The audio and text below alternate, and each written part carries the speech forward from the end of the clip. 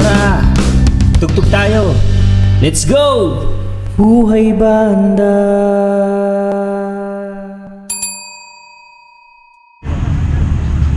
Yun guys, buhay banda. Good morning.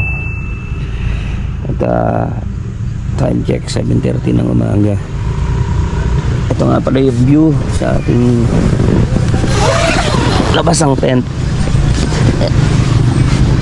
Wow, yan. So ang dami nga palang tumatawid ngayon kasi holiday. Maraming nagbakasyon. Yan, mga ADB, mga motor. Ayan sila.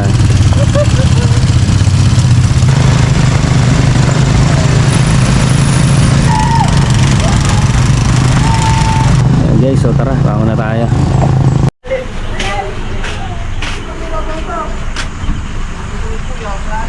Hindi sila makapaniwala ayan sa mga nangyayari sa buhay nila. Hindi nila alam, normal lang yan. Tinuturo ng lalaki dito daw dumaan. Ay, mga mahihinang nila lang. Mga mahihinang nila lang. Namang ulam natin.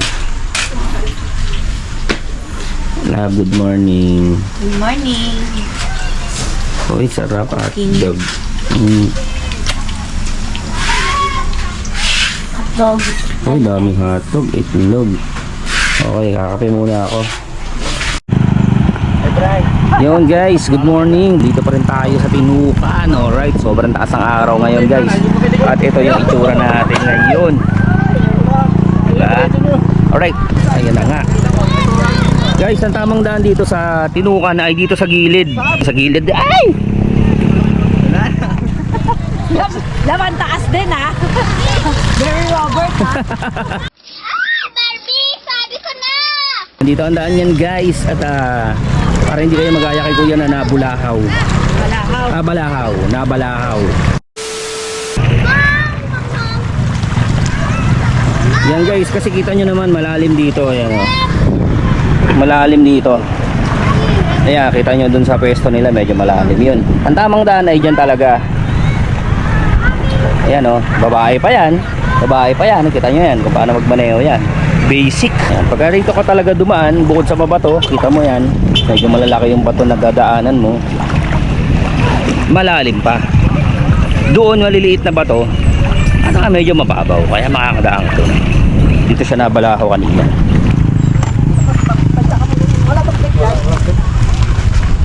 Nakalabas sa tubig. Ganon din yan? Daming ATV.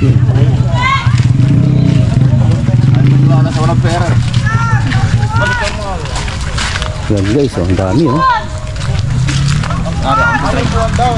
50 pesos lang kuya. Right oh. Hindi, wow. Ito na nga kami. Yung aming routine na lagi namin ginagawa. Kami nagwo-walking habang naglalakad. Bumabaw yung tubig.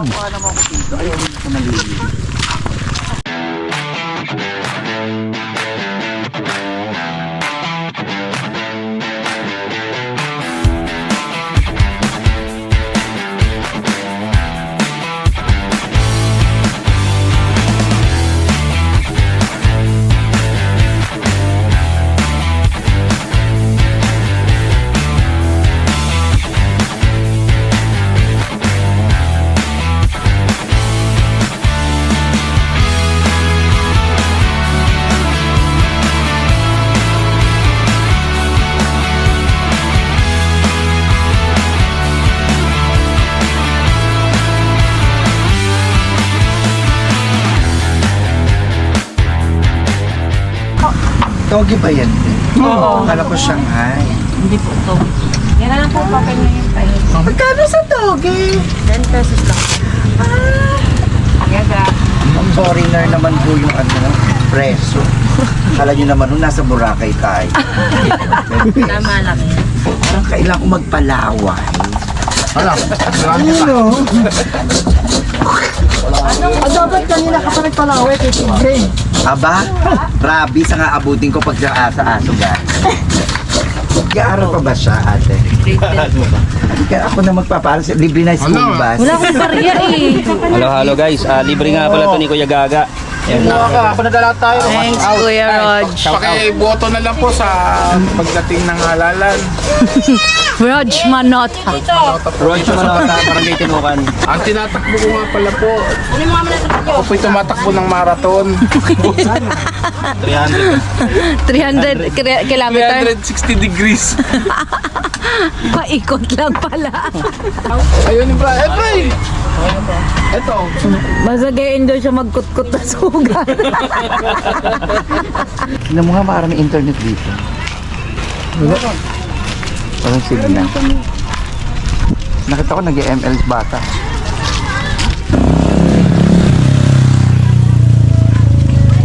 Hello. Saan tayo punta? Sa Kinabuhan? Santa Ines. Ayan yung malalim-lalim. Saan po yan? Ayun o, hanggang bewang. Tara, baba tayo. May malalim dyan. Kailangan lumang tao. Meron? Pag nakahiga. Hindi, totoo na nakatayo. Wala, may butas oh. Hulog kayo ha. Kanal yan, kanal. Sana dyan ha. Most dope. Di ba na pati last week?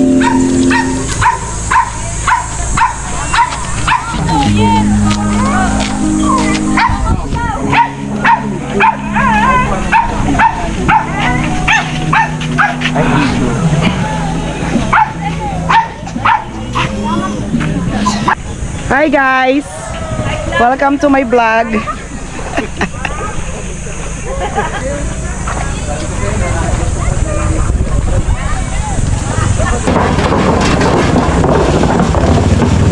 Tigre. Tigre.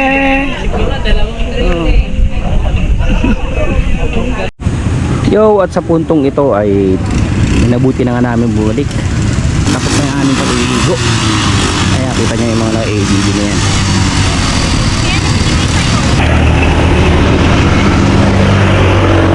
Astig yung mga naka-ATV.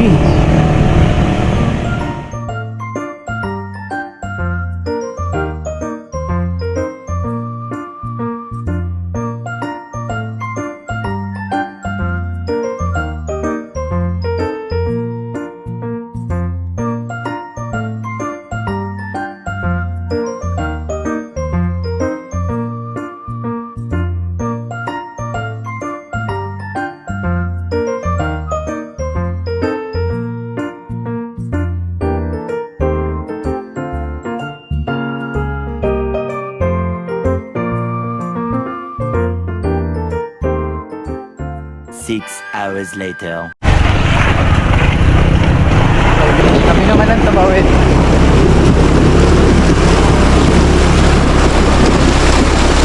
Oh, success guys. At awit kami ito. Kaso, stop over. Ang lalaki.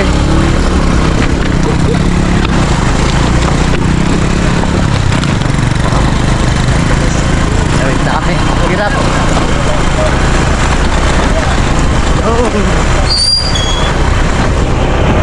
na namin ito sa may-ari. Bye-bye!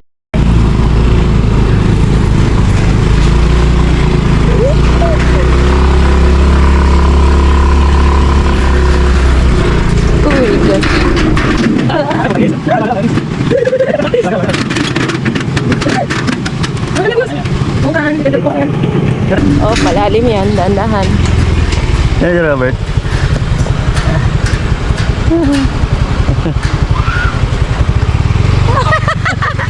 Okay, tara. May tili. Tili. Nakaka-nervyos. Napapaigit ako sa upuan eh.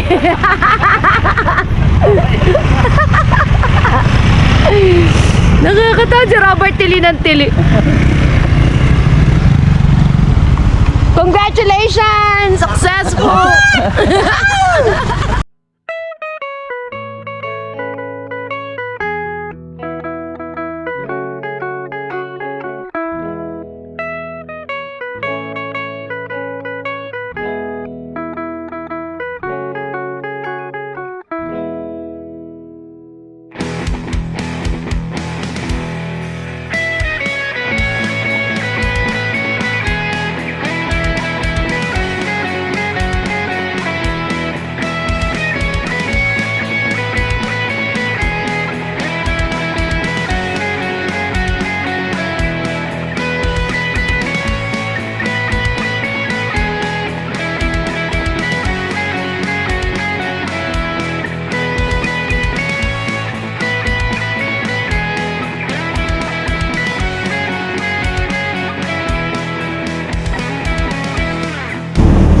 Yo guys, what's up? So dito nga tayo uli. So nangyari ay bumalik kami dito para sulitin yung malalim na part. Merong malalim dito na hanggang dibdib ni Pudong. Ayan, kung makikita nyo si Pudong, hanggang dibdib niya yung tubig. Naisipan namin na kami ay bumalik dito para masulit yung paliligo bago tayo umuwi bukas ng umaga.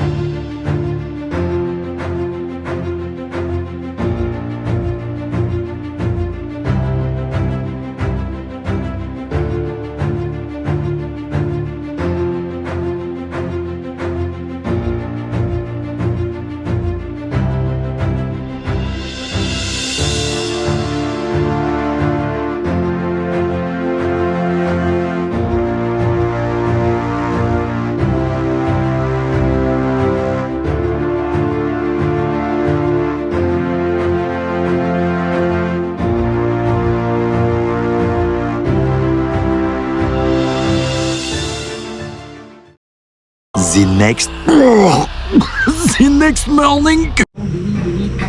Yo, what's up? Good morning. Dito pa rin tayo sa Tinukan, Tanay. Ito na nga yung time na kailangan na natin umuwi dahil meron pa tayong gigs mamaya. Kakap na tayo, Gaga. Yes. Alright. So babalik na lang tayo next time pagka nagkaroon tayo ng time makabalik dito sa Kayabu, Barangay Tinukan, Tanay, Rizal. Ito na nga, last day na nga natin dito sa Tinukan muli. At hinihintay na namin yung aming pag-alis. Ayan, nagpapainit tayo ng mga makina, di ba Kuya James? Ayan. Masaya kami lahat, Panginoon. At Lord, sa umagang ito, sa kanilang pag-uwi, sa kanilang pagbabalik trabaho, Panginoon, ngayong gabi, Lord, Ikaw magbibigay sa kanilang kalakasan, Panginoon, nagmumula sa iyo. At sa kanilang pag-uwi, Panginoon, dalangin ko po, O Diyos, para tingin mo po silang safe and sound sa kanilang mga tahanan, Panginoon. And Lord, anumang hadlang sa kanilang daraanan, Lord God, binawasa ko ito sa pangalan ni Jesus. Yes, Lord Jesus. In Jesus' name. In Jesus' name. At Lord, patuloy, Panginoon, Ginagawa mo. let peace and joy be upon them, O God. Salamat po, Panginoon. This we pray in the most sweet name of Jesus. Lord. Amen. Amen.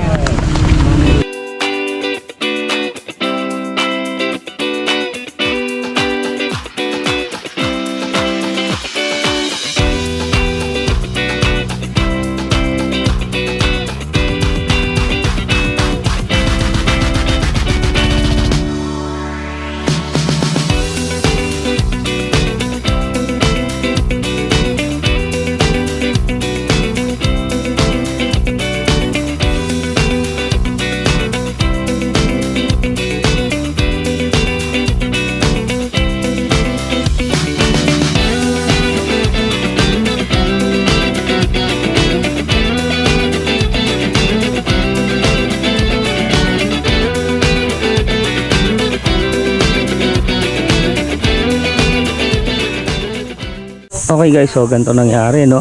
Nung pababa na tayo ng Tanay, ng Kayaya na magpa-picture tayo dun sa mga cave nila dito sa Kalinawan Cave.